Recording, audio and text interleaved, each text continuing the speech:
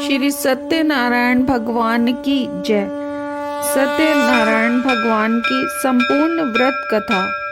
इस कथा का पाठ करने से व्यक्ति को 1000 यज्ञ करने के बराबर पुण्य फल की प्राप्ति होती है। सत्यनारायण भगवान व्रत कथा में भगवान विष्णु के सत्य स्वरूप के बारे में बताया गया है। इस व्रत कथा का पाठ करने से घर में सुख समृद्धि का वास होता है और भगवान विष्णु की कृपा बनी रहती है। तो अब सुनिए श्री सत्यनारायण भगवान की व्रत कथा। एक समय की बात है, नैमिषारण्य तीर्थ में शौनकादि 88,000 ऋषियों ने श्री सूत जी से पूछा, हे प्रभु, इस कलयुग में वेद विद्या रहित मनुष्यों को प्रभु भक्ति किस प्रकार मिल सकती है तथा उनका उद्धार कैसे होगा। हे मुनि श्रेष्ठ, कोई ऐसा तप बताइए जिससे थोड़े समय में ही पुण्य मिले और मन वांछित फल भी मिल जाए। इस प्रकार की कथा सुनने की हम इच्छा रखते हैं। सर्व शास्त्रों के ज्ञाता सूत जी बोले, हे वैष्णवों में पूज्य, आप सभी ने प्राणियों के हित की बात पूछी है, इसीलिए मैं एक ऐसे श्रेष्ठ व्रत को आपको बताऊंगा जिसे नारद जी ने लक्ष्मी नारायण जी से पूछा था और लक्ष्मीपति ने मुनि श्रेष्ठ नारद जी से कहा था। अब आप इसे ध्यान से सुनिए। एक समय की बात है, योगी राज नारद जी दूसरों के हित की इच्छा लिए अनेक लोकों में घूमते हुए मृत्यु लोक में आ पहुँचे। यहाँ उन्होंने अनेक योनियों में जन्मे प्राय सभी मनुष्यों को अपने कर्मों द्वारा अनेक दुखों से पीड़ित देखा। उनका दुख देख नारद जी सोचने लगे कि कैसा यत्न किया जाए जिसके करने से निश्चित रूप से मानव के दुखों का अंत हो जाए। इसी विचार पर मनन करते हुए वे विष्णु लोक में गए। वहाँ देवों के ईश नारायण की स्तुति करने लगे, जिनके हाथों में शंख चक्र गदा और पद्म थे, गले में वरमाला पहने हुए थे। स्तुति करते हुए नारद जी से बोले, हे भगवान, आप अत्यंत शक्ति से संपन्न हैं। मन तथा वाणी भी आपको नहीं पा सकती। आपका आदि मध्य तथा अंत नहीं है। निर्गुण स्वरूप सृष्टि के कारण भक्तों के दुखों को दूर करने वाले हैं। आपको मेरा नमस्कार है।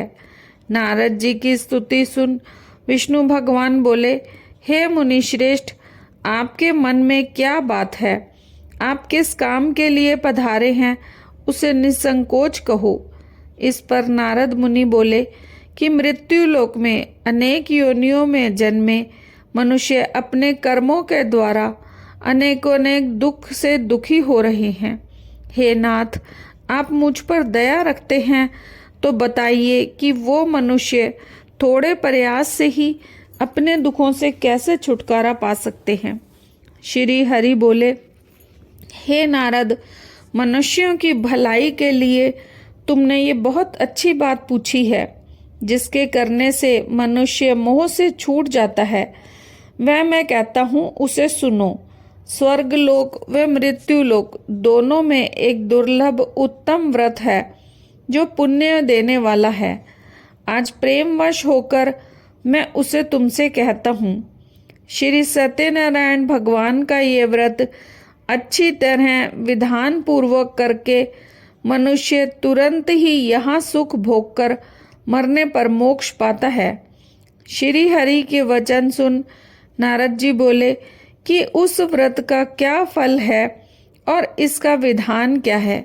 ये व्रत किसने किया था, इस व्रत को किस दिन करना चाहिए, सभी कुछ विस्तार से बताएं।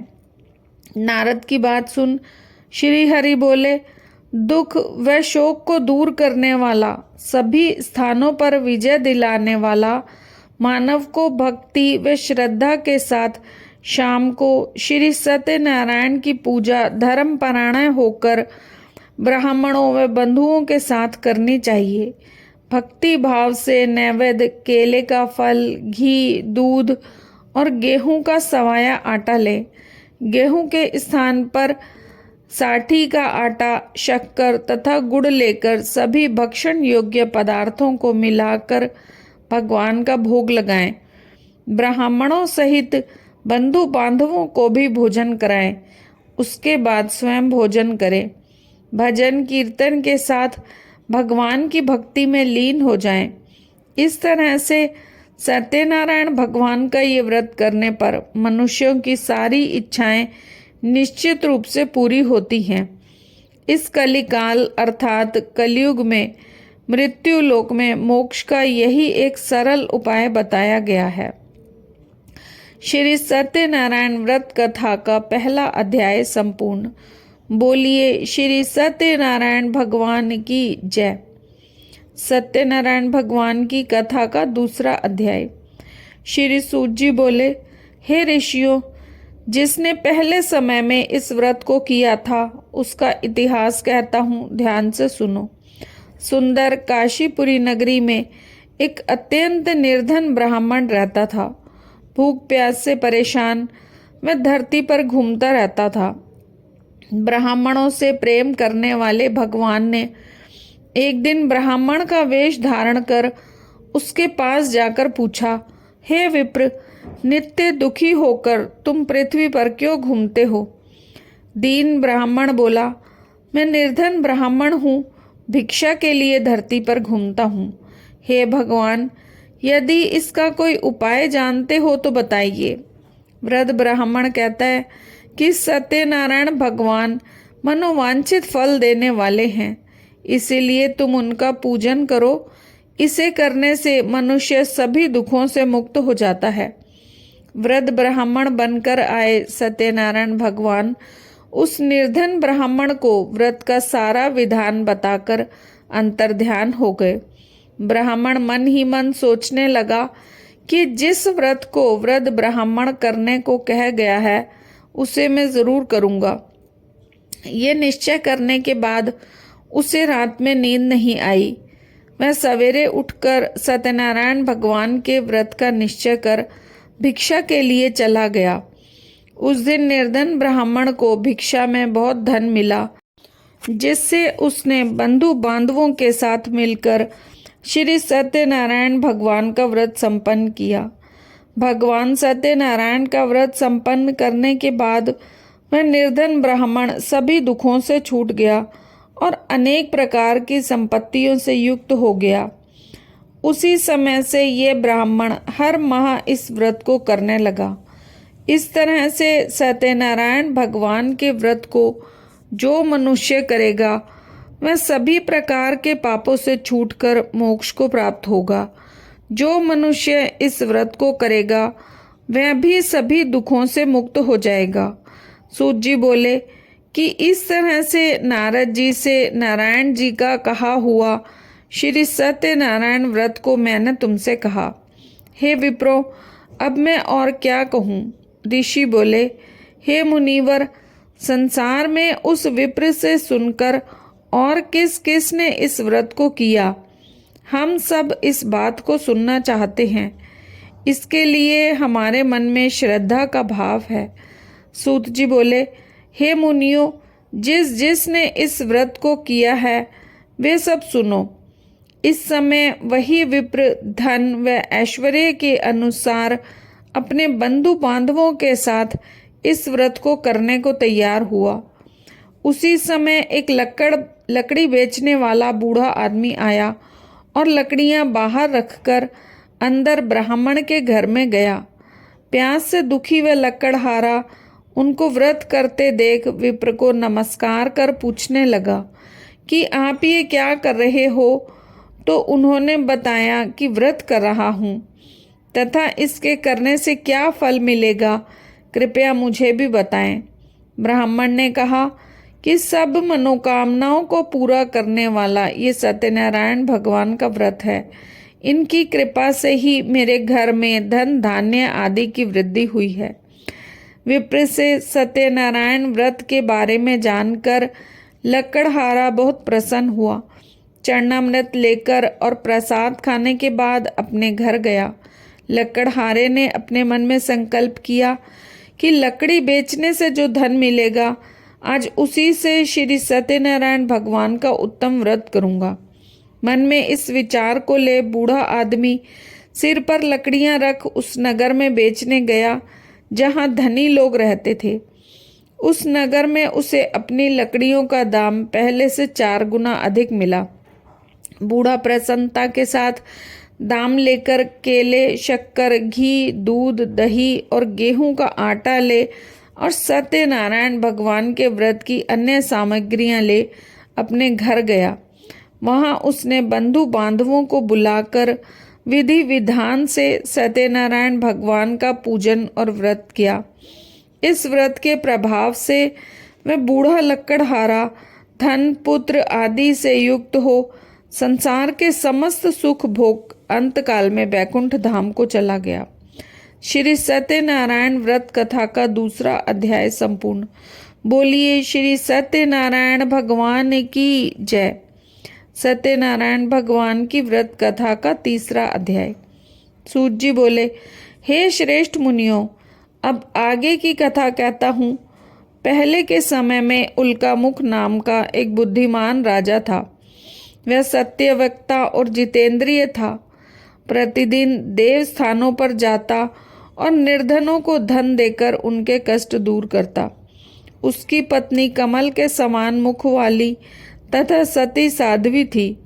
भद्रशिला नदी के तट पर उन दोनों ने श्री सत्यनारायण भगवान का व्रत किया। उसी समय साधु नाम का एक वैश्य आया। उसके पास व्यापार करने के लिए बहुत सा धन भी था। राजा को व्रत करते देख वह विनय के साथ पूछने लगा, हे राजन, भक्ति भाव से पूर्ण होकर आप ये क्या कर रहे हैं? मैं सुनने की इच्छा रखता हूँ, आप मुझे बताएं। राजा बोला, हे साधु, अपने बंधु बांधवों के साथ पुत्र आदि की प्राप्ति के लिए एक महान शक्तिमान श्री सत्यनारायण भगवान का व्रत व पूजन कर रहा हूँ। राजा के वचन सुन साधु आदर से बोला, हे राजन, मुझे इस व्रत का सारा विधान कहिए। आपके कथनानुसार मैं भी इस व्रत को करूँगा। मेरी भी संतान नहीं है और इस व्रत को करने से निश्चित रूप से मुझे संतान की प्राप्ति होगी। राजा से व्रत का सारा विधान सुन व्यापार से निवृत्त हो वह अपने घर गया। साधु वैश्य ने अपनी पत्नी को संतान देने वाले इस व्रत का वर्णन कह सुनाया और कहा कि जब मेरी संतान होगी तब मैं इस व्रत को करूँगा। साधु के इस तरह के वचन अपनी पत्नी लीलावती से कहे। एक दिन लीलावती पति के साथ आनंदित हो सांसारिक धर्म में प्रवृत्त हो सत्यनारायण भगवान की कृपा से गर्भवती हो गई। 10वें महीने में उसके गर्भ से एक सुंदर कन्या ने जन्म लिया। दिनों दिन वे ऐसे बढ़ने लगी जैसे कि शुक्ल पक्ष का चंद्रमा बढ़ता है। माता पिता ने अपनी कन्या का नाम कलावती रखा। एक दिन लीलावती ने मीठे शब्दों में अपने पति को याद दिलाया कि आपने सत्यनारायण भगवान के जिस व्रत को करने का संकल्प किया था उसे करने का समय आ गया है। आप इस व्रत को करिए। साधु बोला कि हे प्रिय, इस व्रत को मैं इसके विवाह पर करूँगा। इस प्रकार पत्नी को आश्वासन देकर वह नगर को चला गया। कलावती पिता के घर में वृद्धि को प्राप्त करने लगी। साधु ने एक बार नगर में अपनी कन्या को सखियों के साथ देखा तो तुरंत ही दूत को बुलाया और कहा, मेरी कन्या के योग्य वर देखकर आओ। साधु की बात सुन दूत कंचन नगर में पहुंचा और वहां देखभाल कर लड़की के सुयोग्य वाणिक पुत्र को ले आया। सुयोग्य लड़के को देख साधु ने बंधु बांधवों को बुलाकर अपनी पुत्री का विवाह कर दिया। लेकिन दुर्भाग्य की बात कि साधु ने अभी भी श्री सत्यनारायण भगवान का व्रत नहीं किया। इस पर भगवान क्रोधित हो गए और श्राप दिया कि साधु को अत्यधिक दुख मिले। अपने कार्य में कुशल बनिया जमाई को ले समुद्र के पास स्थित रत्नासारपुर नगर में गया वहां जाकर दामाद ससुर दोनों मिलकर राजा चंद्रकेतु के नगर में व्यापार करने लगे। एक दिन भगवान सत्यनारायण की माया से एक चोर राजा का धन चुराकर भाग रहा था। उसने राजा के सिपाहियों को अपना पीछा करते देख चुराया हुआ धन वहीं रख दिया जहां साधु अपने जवाई के साथ ठहरा हुआ था। राजा के सिपाहियों ने साधु वैश्य के पास जा धन पड़ा देखा तो वह ससुर जवाई दोनों को बांधकर प्रसन्नता के साथ राजा के पास ले गए और कहा कि हम उन दोनों चोरों को पकड़कर लाए हैं, आप आगे की कार्रवाई की आज्ञा दें। राजा की आज्ञा से उन दोनों को कठिन कारावास में डाल दिया गया और उनका सारा धन भी उनसे छीन लिया गया। श्री सत्यनारायण भगवान के श्राप से साधु की पत्नी भी बहुत दुखी हुई। घर में जो धन रखा था उससे चोर चुरा ले गए। शारीरिक तथा मानसिक पीड़ा व भूख प्यास से अति दुखी अन्न की चिंता में कलावती ब्राह्मण के घर गई। वहां उसने श्री सत्यनारायण भगवान का व्रत होते देखा, फिर कथा भी सुनी। प्रसाद ग्रहण कर रात को घर वापस आई। माता के कलावती से पूछा कि हे पुत्री, तुम अब तक कहाँ थी, तेरे मन में क्या है? कलावती ने अपनी माता से कहा, हे माता, मैंने एक ब्राह्मण के घर में श्री सत्यनारायण भगवान का व्रत देखा है। कन्या के वचन सुन लीलावती भगवान के पूजन की तैयारी करने लगी। लीलावती ने परिवार व बंधुओं सहित सत्यनारायण भगवान का पूजन किया और उनसे वर मांगा कि मेरे पति तथा जवाई शीघ्र घर आ जाएं। साथ ही ये प्रार्थना की कि हम सबका अपराध क्षमा करें। श्री सत्यनारायण भगवान इस व्रत से संतुष्ट हो गए और राजा चंद्रकेतु को सपने में दर्शन देकर कहा कि हे राजन, तुम उन दोनों वैश्यों को छोड़ दो और तुमने उनका जो धन लिया है उसे वापस कर दो। अगर ऐसा नहीं किया तो मैं तुम्हारा धन, राज्य व संतान सभी कुछ नष्ट कर दूंगा।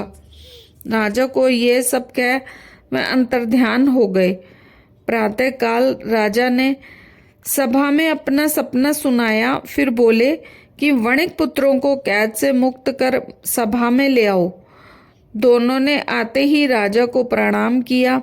राजा मीठी वाणी में बोला, हे महानुभावों, भाग्यवश ऐसा कठिन दुख तुम्हें प्राप्त हुआ है, लेकिन अब तुम्हें कोई भय नहीं है। ऐसा कह राजा ने उन दोनों को नए वस्त्र आभूषण भी पहनाए और जितना उनका धन लिया था उससे दुगना धन वापस कर दिया। दोनों वैश्य अपने घर को चल दिए। श्री सत्यनारायण व्रत कथा का 3रा अध्याय संपूर्ण। प्रेम से बोलिए श्री सत्यनारायण भगवान की जय। सत्यनारायण भगवान की व्रत कथा का 4था अध्याय। सूत जी बोले, वैश्य ने मंगलाचार कर अपनी यात्रा आरंभ की और अपने नगर की ओर चल दिए। थोड़ी दूर जाने पर एक दंडी वेशधारी श्री सत्यनारायण ने उनसे पूछा, हे साधु, तेरी नाव में क्या है? अभिवाणी वणिक हंसता हुआ बोला, हे दंडी, आप क्यों पूछते हो? क्या धन लेने की इच्छा है? मेरी नाव में तो बेल व पत्ते भरे हुए हैं। वैश्य के कठोर वचन सुन भगवान बोले, तुम्हारा वचन सत्य हो। दंडी ऐसे वचन कह वहां से दूर चले गए। कुछ दूर जाकर समुद्र के किनारे बैठ गए। दंडी के चले जाने के बाद साधु वैश्य ने नित्य क्रिया के पश्चात नाव को ऊंची उठती देख अचंभा माना और नाव में बेल पत्ते आदि देख वह मूर्छित हो जमीन पर गिर पड़ा। मूर्छा खुलने पर अत्यंत शोक में डूब गया। तब उसका दामाद बोला कि आप शोक ना मनाएं, ये दंडी का शाप है, इसलिए हमें उनकी शरण में जाना होगा, तभी हमारी मनोकामना पूरी होगी।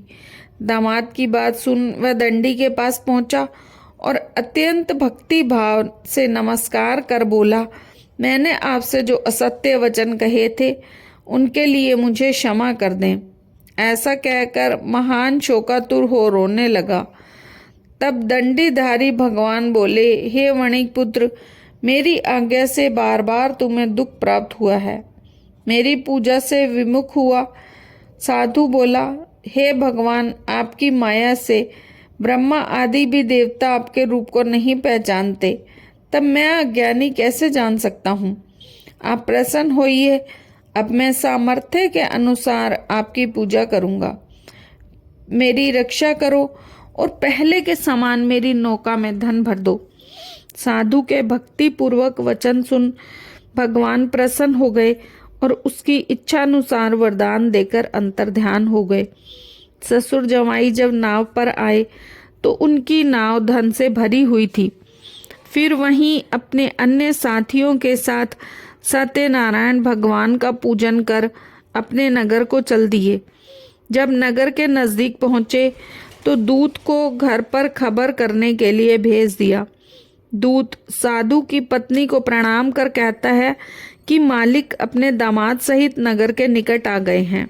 दूत की बात सुन साधु की पत्नी लीलावती ने बड़े हर्ष के साथ सत्यनारायण भगवान का पूजन कर अपनी पुत्री कलावती से कहा कि मैं पति के दर्शन को जाती हूँ, तू कार्य पूर्ण कर शीघ्र आ जाना। माता के ऐसे वचन सुन कलावती जल्दी में प्रसाद छोड़ अपने पति के पास चली गई।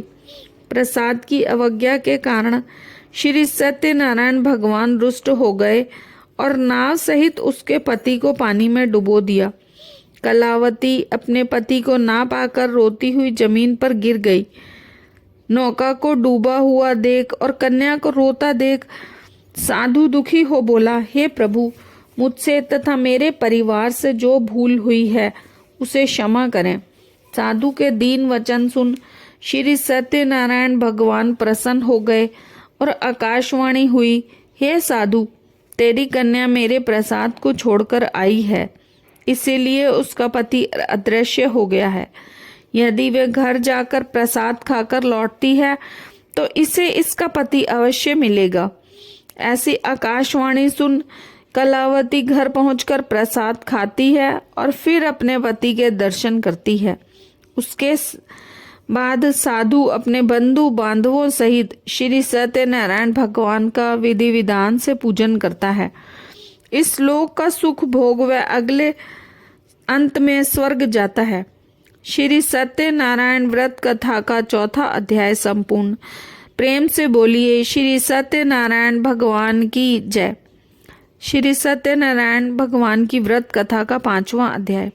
सूत जी बोले, हे ऋषियों, मैं और भी एक कथा सुनाता हूँ, उसे भी ध्यान पूर्वक सुनो। प्रजा पालन में लीन तुंगध्वज नाम का एक राजा था। उसने भी भगवान का प्रसाद त्याग कर बहुत ही दुख सहन किया। एक बार वन में जा वन्य पशुओं को मार वह बड़ के पेड़ के नीचे आया। वहां उसने ग्वालों को भक्ति भाव से अपने बंधुओं सहित सत्यनारायण भगवान का पूजन करते देखा। अभिमानवश राजा ने उन्हें देखकर भी पूजा स्थान में नहीं गया और ना ही भगवान को नमस्कार किया। ग्वालों ने प्रसाद दिया, लेकिन वह प्रसाद भी नहीं खाया और प्रसाद को वहीं छोड़ अपने नगर को चला गया। जब नगर में पहुंचा तो वहां सब कुछ तहस नहस हुआ पाया, तो वह शीघ्र ही समझ गया कि सब भगवान ने ही किया है। मैं दोबारा ग्वालों के पास पहुंचा और विधि पूर्वक पूजा करके प्रसाद खाया तो श्री सत्यनारायण भगवान की कृपा से सब कुछ पहले जैसा हो गया। दीर्घ काल तक सुख भोगने के बाद मरणोपरांत उसे स्वर्ग लोक की प्राप्ति हुई। जो मनुष्य परम दुर्लभ इस व्रत को करेगा तो भगवान सत्यनारायण की अनुकंपा से उसे धन धान्य की प्राप्ति होगी। निर्धन धनी हो जाता है और भय मुक्त हो जीवन जीता है। संतानहीन मनुष्य को संतान सुख मिलता है और सारे मनोरथ पूर्ण होने पर मानव अंत काल में वैकुंठ धाम को जाता है। सूत जी बोले, जिन्होंने पहले इस व्रत को किया है अब उनके दूसरे जन्म की कथा कहता हूँ। वृद्ध शतानन ब्राह्मण ने सुदामा का जन्म लेकर मोक्ष की प्राप्ति की। लक्कड़हारे ने अगले जन्म में निषाद बनकर मोक्ष प्राप्त किया। उल्का मुख नाम का राजा दशरथ वो बैकुंठ को गए। साधु नाम के वैश्य ने मोरध्वज बनकर अपने पुत्र को आरे से चीरकर मोक्ष पाया। महाराज तुंगध्वज ने स्वयंभू होकर भगवान में भक्ति युक्त हो कर्म कर मोक्ष पाया। इति सत्यनारायण व्रत कथा का 5वां अध्याय संपूर्ण। प्रेम से बोलिए श्री सत्यनारायण भगवान की जय।